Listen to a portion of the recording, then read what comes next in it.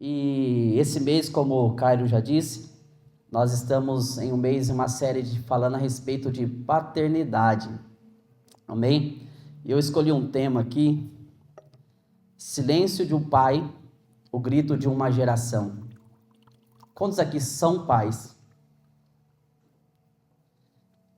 Tem bastante gente, e é de fato que a mensagem não é apenas para aqueles que são pai, mas a mensagem é para aqueles que, às vezes, quando na infância, na adolescência ou na juventude, teve um pai que não estava presente, teve um pai que, às vezes, foi conivente com algumas situações erradas, não nos corrigiu. E aqui eu vou citar alguns exemplos de pessoas que carregavam um cargo eclesiástico, que pessoas que tinham uma autoridade, de pessoas que eram importantes na sua época, porém, pela negligência ou pelo silêncio, uma geração, um ambiente, uma família foi totalmente destruída. É de fato que nós temos que entender que toda a nossa ação, ela vai gerar uma reação, e todo nosso erro, ele tem uma consequência. Nós não vamos fugir disso. A palavra do Senhor nos diz: aquilo que nós plantarmos, nós também vamos colher. Então, para que de fato nós possamos estar orientados pelo Senhor, para que aquilo que nós fomos plantar seja algo bom, para a nossa família, para a nossa vida, para a nossa casa. E eu aprendi nessa caminhada com Cristo, não parece, mas já faz alguns anos que nós somos convertidos. Eu não vou falar o tempo, vocês vão, descobrir minha idade. Eu falo para minha esposa que gosta dessa barba aqui, eu falei: por mim eu cortava tudo. Mas ela fala: se você cortar, você vai ficar com cara de moleque. Eu falei: então vou deixar a barbinha então, vou deixar o bodinho. E eu vi os irmãos do louvor cantando uma canção raiz ali, que coisa boa, né? Canções de muitos anos ainda fazem a diferença nos dias de hoje. Mas voltando para essa mensagem, no caminho com Cristo, e nesse caminhar, independente se você é cristão, protestante, ou se você é católico, ou você serve uma outra religião, ou você não tem religião nenhuma, ou você veio aqui por curiosidade, ou você veio, gostou e continuou ouvindo, ou você veio e gostou da janta e falou: eu vou jantar toda terça lá. Eu conheci vários pastores nessa caminhada, e às vezes alguns pastores que nós conhecemos, eles citavam algo que eu não concordava. Eu falava: irmão, se você vir para a igreja de qualquer jeito, é melhor que você não venha. Eu não concordava. Sempre que eu falava com o pastor, que me batizou, às vezes falava isso: falou: pastor, deixa eu vir de qualquer jeito, porque aqui é o melhor lugar. Às vezes você vem, no primeiro dia você cochila, às vezes você vem, no primeiro dia você não presta atenção, mas aquilo dali vai tornando uma rotina. Por mais que seja uma rotina você está aqui, mas qualquer hora a palavra do Senhor alcança o seu coração e muda a sua vida. Assim foi comigo. Às vezes eu ia para a igreja só porque a minha mãe me obrigava a ir, eu ia. Mas um dia a palavra me alcançou. E nós estamos aqui nessa noite para falar a respeito dessa palavra que trouxe uma boa nova para a minha vida. E como eu estava dizendo, nessa caminhada eu descobri algo que nós temos que lidar todos os dias. Independente a circunstância da nossa vida, o momento que nós estamos passando, às vezes a voz do diabo é bem parecida com a voz de Deus. Fala: irmão, olha para o irmão que está do seu lado, fala: irmão, toma cuidado. A voz do diabo é parecida com a voz de Deus. A voz do inimigo é parecida com a voz de Deus, principalmente se eu estiver distante do Senhor. Às vezes nós estamos engajados em tal pensamento, ideologia, em tal ensinamento, que nós achamos que estamos fazendo bem para os nossos filhos, estamos fazendo bem para a nossa família, mas aquilo dali está nos levando para um caminho sem volta.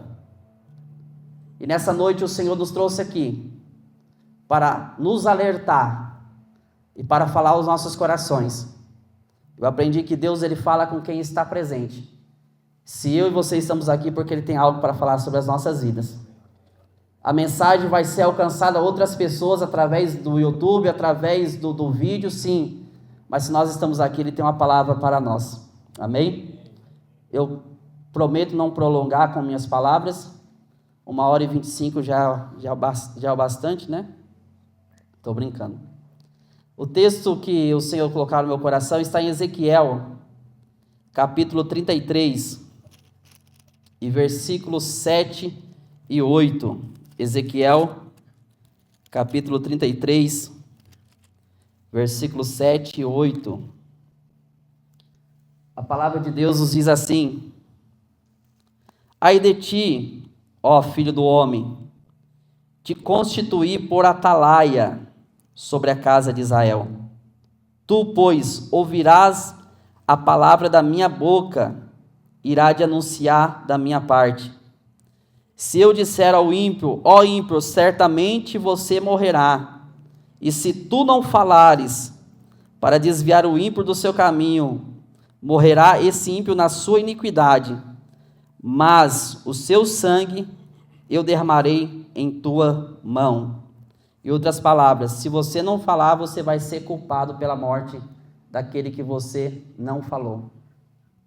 Aqui, Ezequiel, o Senhor constitui ele como um sentinela ou como um atalaia, aquele que está vigiando, aquele que está guardando, aquele que está alertando a sua cidade de um perigo que pode acontecer, ou de uma guerra, ou de algo que pode ocorrer.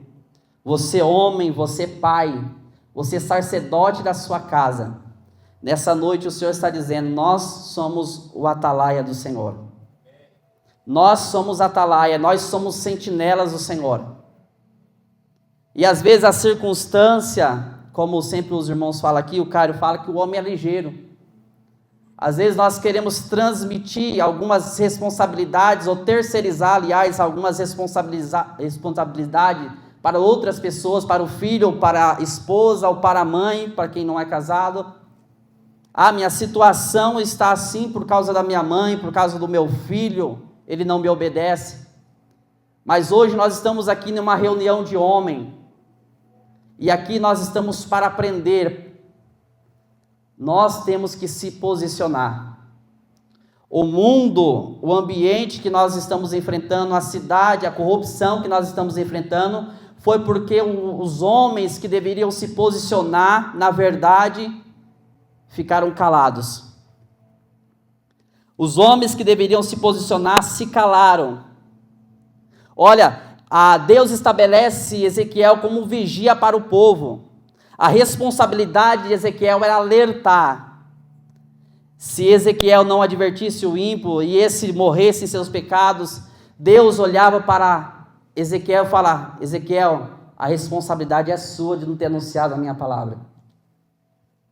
A responsabilidade é sua. Amados, na minha conversão, conheci várias pessoas, amigos que cresceram comigo, amigos que iam para o colégio, para a escola comigo, e às vezes um desses amigos batia de moto, um deles que eu, desde a infância, tinha uma amizade muito boa com ele. Eu já era convertido, já tinha aceitado Jesus, mas ele ainda não estava, e era aquele que estava com o pé na igreja e o outro no mundo.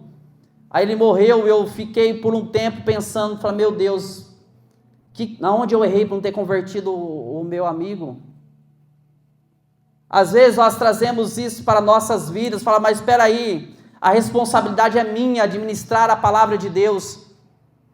E quando falar em ministrar a palavra de Deus, eu não quero dizer para você que você precisa ou tenha que fazer um curso teológico, tenha que ter um diploma, não. Isso é muito bom, sim. Se especializar nisso, conhecer Deus no seu profundo, conhecer as maravilhas de Deus. Porque às vezes a nossa fé é tão pequena, nós achamos que o nosso Deus é tão fraco porque não conhecemos Ele. Mas a boas novas é para todos ministrar, é para todos pregar. Um Jesus te ama, uma atitude diferente já é uma grande ministração. Nós não podemos terceirizar a nossa responsabilidade. Eu não posso chegar para dizer para uma situação: eu não vou pregar porque eu não sou pastor, eu não vou pregar porque eu não sou missionário. Não, a responsabilidade é nossa. E você como um pai, você como um sacerdote da sua casa, você como um homem da sua casa, se você se calar e sua casa for a ruínas, não é culpa da sua esposa, é a sua culpa, é a minha culpa, é a nossa culpa. Às vezes nós queremos passar um pano para tudo, às vezes nós queremos falar, mas eu sou falho, sim, todos nós somos falhos. Mas nós temos que nos posicionar enquanto há tempo. Hoje a nossa sociedade está totalmente destruída, corrompida, porque homens de verdade se calaram.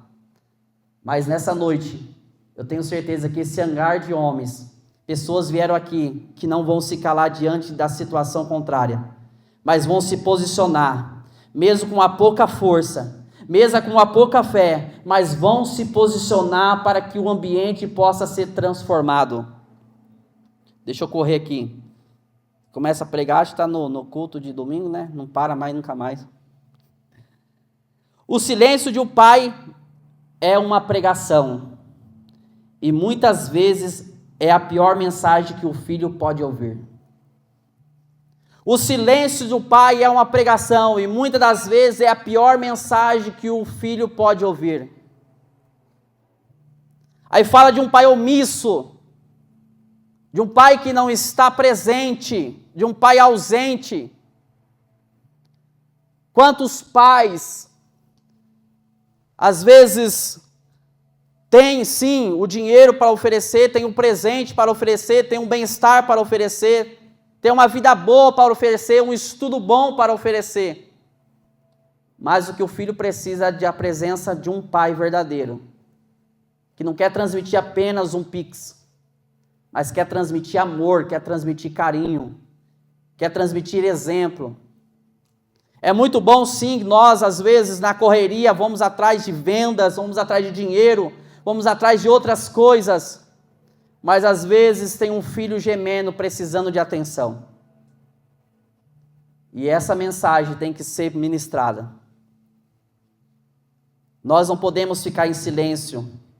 Aqui, claro que é uma pregação, ou um esboço, ou um sermão, ou um mês falando de paternidade, mas nós como filhos também, às vezes a nossa mãe, nosso pai está gemendo do nosso lado e nós estamos tampando os nossos olhos.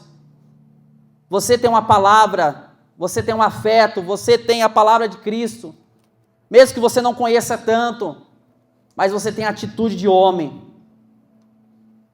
de transmitir o amor para o próximo. Quem sabe o próximo é alguém dentro da sua casa.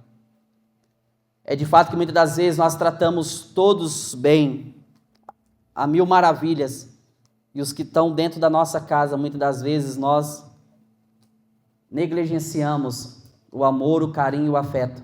Milhões de crianças crescem sem uma orientação paterna, dificuldades potenciais, acadêmicas, comportamental, emocional, psicológica, socioeconômica e relacionais, através de relações. Muitos aqui, se você parar 5 minutos para conversar com ele, quem sabe teve um pai ausente ou até mesmo nem conheceu o pai.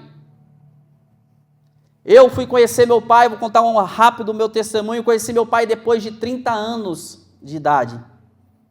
Fazem 5 anos que eu conheço ele, o pai biológico. Mas a minha infância, um pouco da minha adolescência, eu tive um pai de criação que me pegou para cuidar, me pegou para criar. E graças a Deus, porque Deus ele tem todo o controle em mãos. Esse pai me apontou o caminho, me colocou no caminho. Esse pai me apontou a palavra da verdade. E o ambiente, então, que eu cresci, um ambiente cristão, religioso, muitas das vezes. Mas, às vezes, a religião também, lá no começo, é boa, porque te priva de algumas coisas, mas aquilo dali vai forjando o seu caráter, vai forjando a sua vida. Aí você se livra da religião, mas não se livra de Cristo, que te apresentaram lá atrás na religião. Às vezes nós falamos, sim, a religião, ela aprisiona a pessoa, e nós não devemos levar a religião, não, mas nós devemos levar a palavra de Cristo. Mas muitas das vezes lá atrás, a religião era precisa, e foi preciso. Onde nos colocou um cabresto, porque se não é a religião, se não é o punho do pai ou da mãe, às vezes, sem o entendimento necessário que nós temos hoje, nós estaríamos perdidos nesse mundo. Mas de um jeito ou de outro nós ficamos com Cristo. Depois desses 30 anos, então, um pouco antes eu me casei, e um dia conversando numa festa de família, no churrasco, entramos nesse assunto. Ah, mas o seu pai que faleceu, o meu pai biológico faleceu alguns anos atrás, seu pai que faleceu não era o seu pai de sangue. E foi aquela conversa, e minha mãe começou a conversar e tal. A minha mãe biológica também tomava umas e outras. E ela chapada até o coco, falou: Cá, você quer conhecer seu pai? Eu falei: eu quero. Primeiro eu sabia que o nome dele era Cido. Logo sabia que era parecido o nome dele, mas o sobrenome eu não sabia, porque no meu RG não tinha o nome dele. E ela falou: escuta, marca esse nome aí, depois você procura no Facebook. Aparecido Francisco do Amaral. Aí eu guardei, porque na chácara que nós estávamos, não tinha nem torre de celular lá. Depois fui para casa, procurei ele no Facebook, achei vários, Francisco Aparecido do Amaral, uns 5 mais ou menos. Aí eu tirei print dos perfis e mostrei para uma tia minha, que tinha conhecido ele. Falei: tia, qual desses aqui será que é meu pai? Porque eu olhava para um deles, claro que teve um deles que tinha uma testa um pouco avantajada. Falei: isso daí parece mais comigo, hein? Só por essa testa de Amolar Machado, né? Mas fiquei na dúvida. Mandei para minha tia falou: é esse daqui. Marcamos o encontro. Ele veio com a minha madrasta, com a minha irmã biológica, que é a parte dele. E lá nós se conhecemos, ele chorou, eu chorei, nós choramos. Eu estou resumindo bem rapidinho. E de lá para cá, todos os dias ele manda um bom dia, todos os dias ele manda uma boa noite, nós jantamos junto, nós almoçamos junto, participamos de festa, de aniversário. Eu conheci minha família bem grande. Eu até brinco com a minha esposa, falo: ainda bem que eu conheci depois do casamento. Imagina se tivesse conhecido antes, que a festa foi para 100, seria para 350 pelo menos.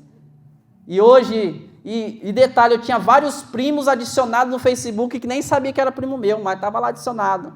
Às vezes se conhecia jogando futebol, estava lá adicionado e nem sabia que era primo meu. E com o tempo eu percebi que a falta, porque o meu pai de criação, ele me apresentou o caminho sim, só que eu era muito jovem. E a falta de uma autoridade ou de um homem dentro de casa, isso daí ocasionou algumas situações na minha vida também. Algumas dificuldades na escola, dificuldades em aprendizado. Às vezes era muito emotivo, eu era muito travado, muito tímido. Claro, isso também pode se levar para o lado de personalidade, sim, com certeza.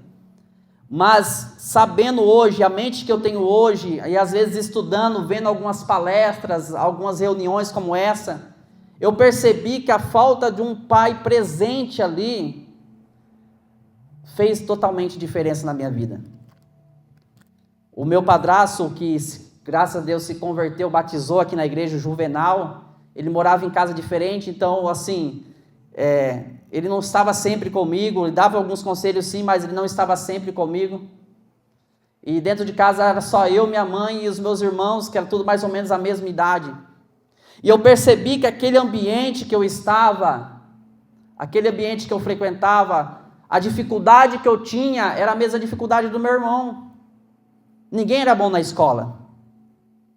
Todos eram meio travados. Claro, era bagunceiro sim, fazia baderna, fazia.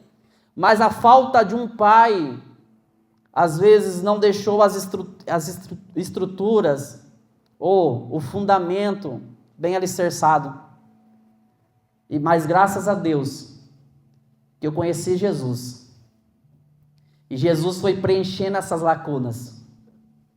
Jesus foi preenchendo esses vazios. É claro que se você é pai, você está ausente do seu filho e vai dizer assim: não, mas o meu filho vai aceitar Jesus, então que Jesus preenche ele. Não, você não pode se calar, você tem que ajudar o seu filho, você tem que estar com o seu filho, você não deve ficar em silêncio, negligenciar, não. A autoridade está sobre a sua vida, a autoridade está sobre nós. E se nós estamos aqui, porque nós não queremos ser um pai silencioso, nós queremos se posicionar.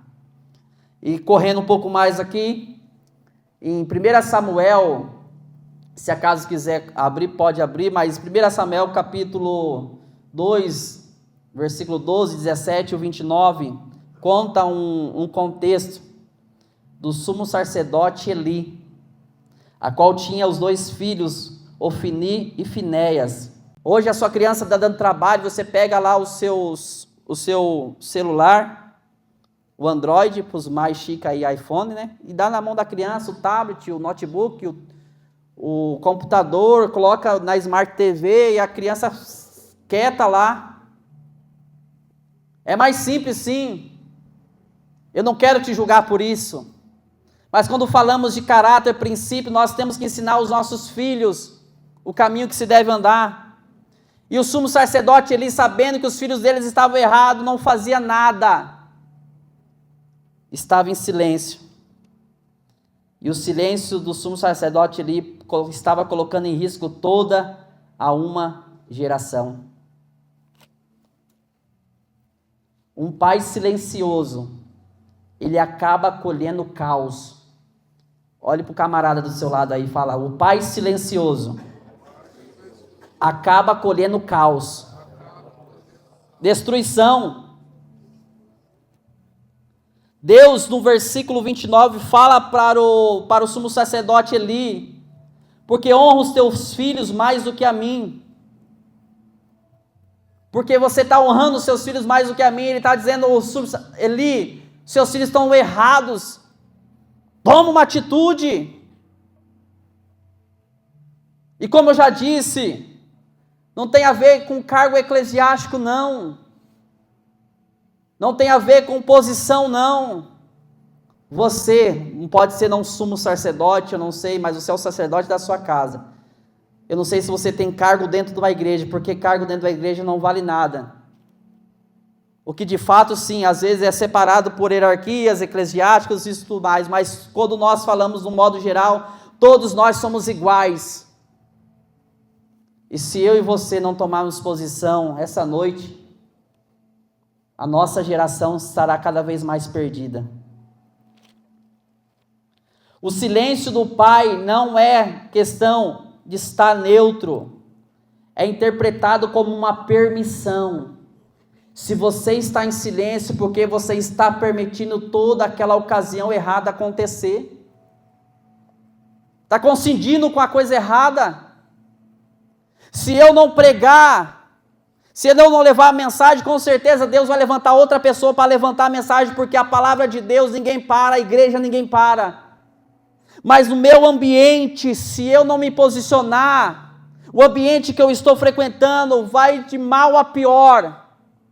A minha casa será destruída. Nós sabemos sim que há uma palavra poderosa falando a respeito da mulher, sim, que a mulher sabe edifica a casa. Mas nós somos cabeça, nós somos provedores, nós somos sacerdotes de casa. Você é o sacerdote, você é a coluna da sua casa.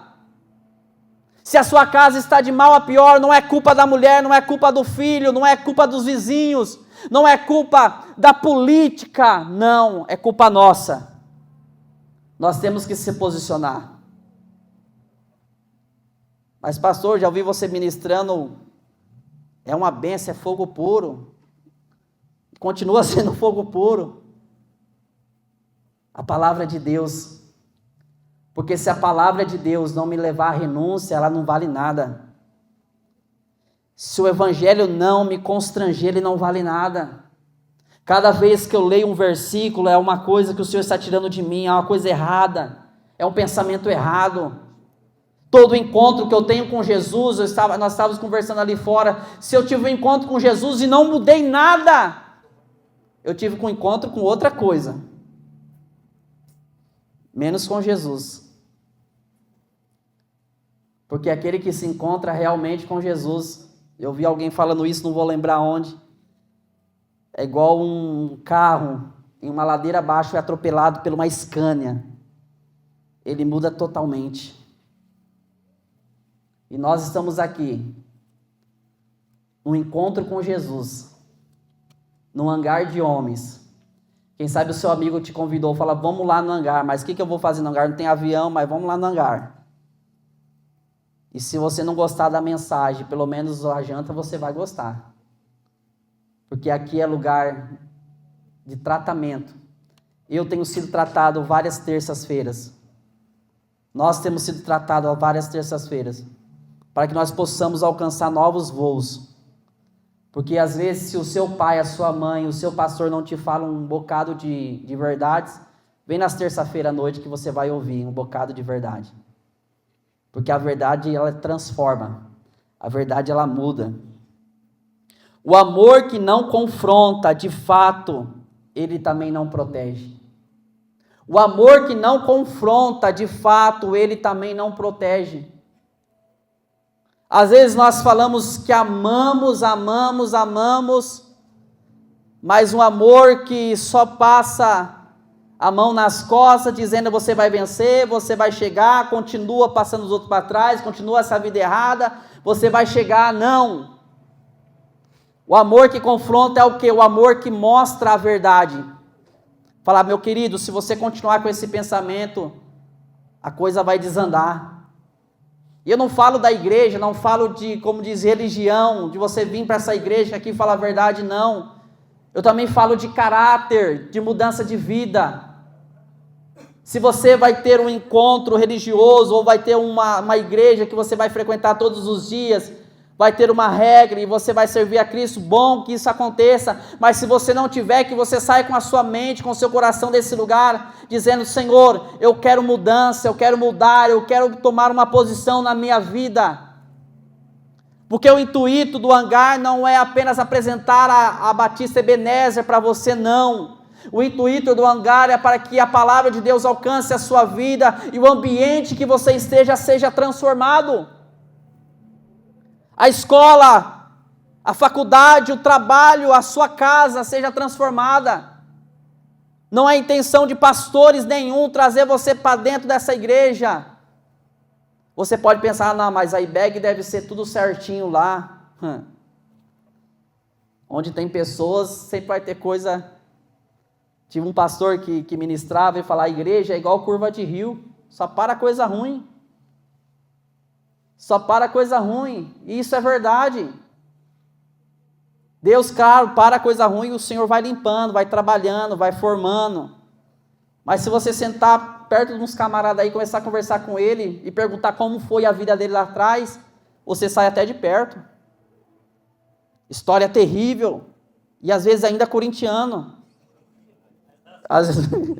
A parte do Corinthians, Jesus às vezes não tirou, continuou corintiano. Eu nem vou falar que eu sou santista. Vai, Neymar. Outra autoridade que foi omisso, Davi. Quem era Davi? Estou quase terminando. Quem era Davi? Aí você olha a história de Davi, novelas, filmes, teatros, desenho. Davi é de pequena estatura, derrubou o gigante, arrancou a cabeça do gigante. Davi matava o leão. Davi matava o urso. Davi era o cara.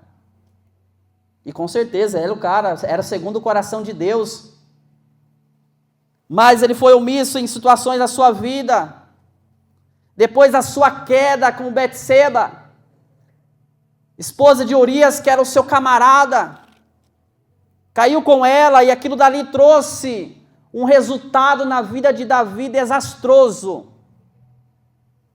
É uma cena de filme, um roteiro de filme. Aquilo dali trouxe uma maldição para dentro da família dele desastrosa. Tamar, que era uma das suas filhas, irmã de Absalão, e também tinha Amon, que era um dos seus filhos. Tamar era meia-irmã de Amon, e a palavra do Senhor nos diz, deixa eu achar aqui a referência, depois você lê, 2 Samuel 13, lá tem a história. A palavra do Senhor nos diz que Amon, ele desejou Tamar, que era sua meia-irmã, era do mesmo sangue, não podia, era pecado. E ele desejou essa irmã e ele elaborou junto com seu amigo uma estratégia. Eu vou dizer para ela que eu estou passando mal, que eu estou doente. Agora Tamar vai dentro do quarto de Amon para poder cuidar deles, sem nenhuma intenção nenhuma. E lá está no texto que Tamar foi violentada. Tamar foi violentada. E Davi soube da história. Ele não puniu Amon. Ele se calou. Mesmo que ele estava vendo que aquilo dali ia gerar para ele uma maldição em sua família e no seu reino. Ah, mas Davi, segundo o coração de Deus, Davi, segundo o coração de Deus.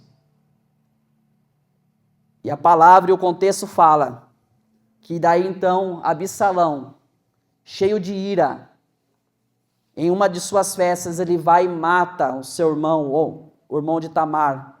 Aliás, mata o seu irmão, Amon, porque tinha a ira dele. Isso trouxe ocasiões sérias para dentro do reinado de Davi. Agora você fala, mas Davi segundo o coração de Deus? Sim, Davi segundo o coração de Deus.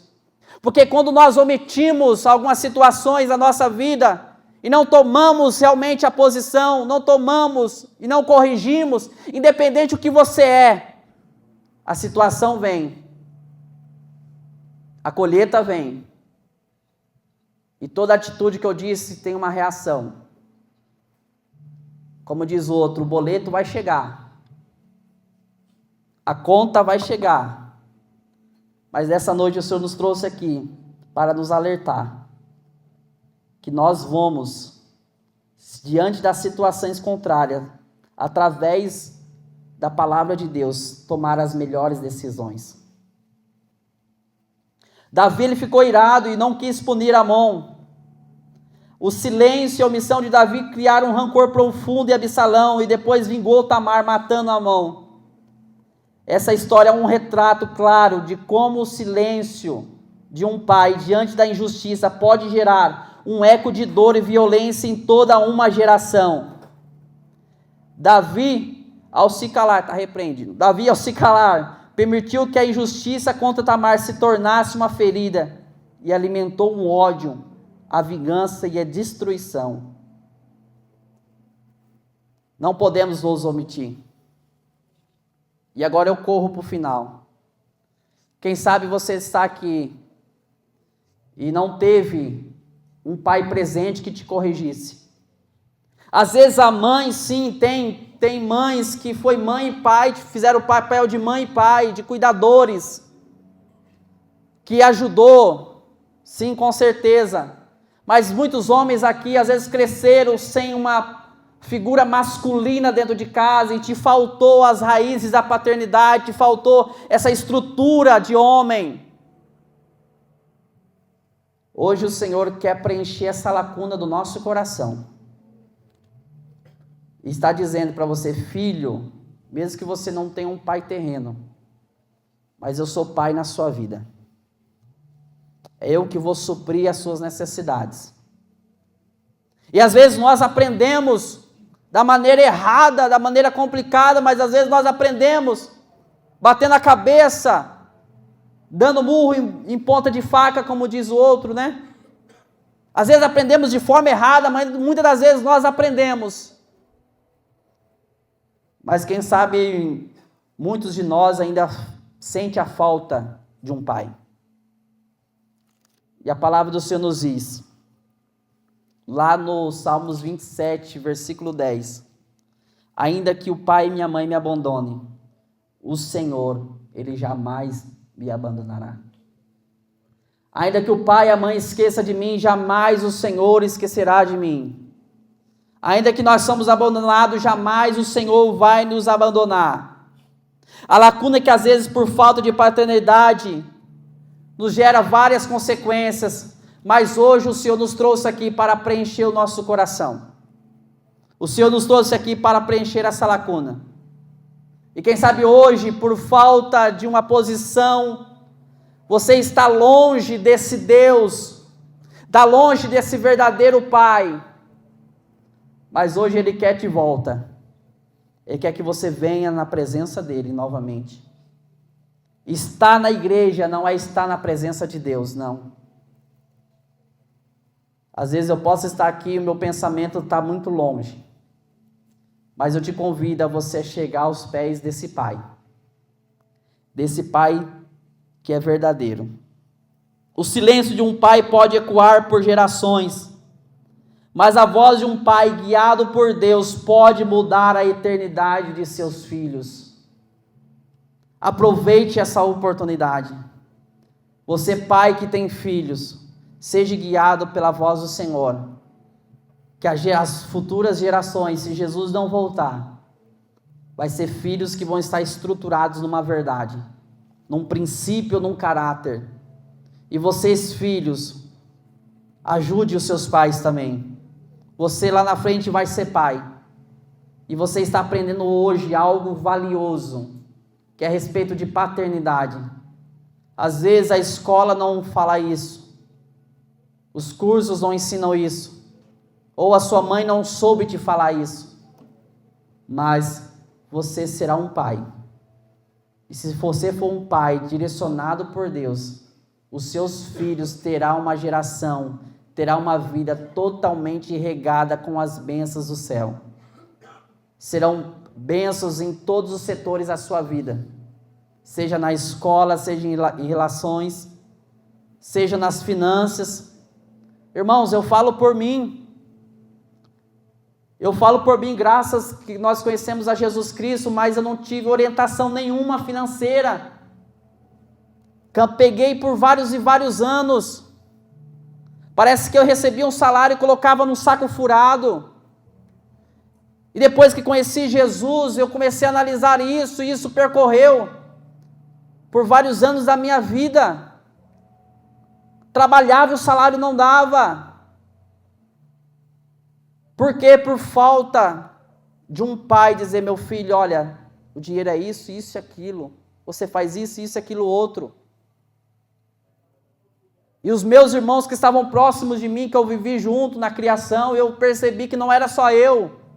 Então não era um erro comigo, mas era um erro de criação. Porque um pai, um homem não tomou o posicionamento. Mas graças a Deus que nós conhecemos a Jesus e hoje nós pensamos diferente e nós estamos se posicionando diferente. E não estou terceirizando isso, não. Eu estou tomando isso para mim, eu preciso mudar. Às vezes nós precisamos virar homem de verdade, se posicionar de verdade, se coloque de pé.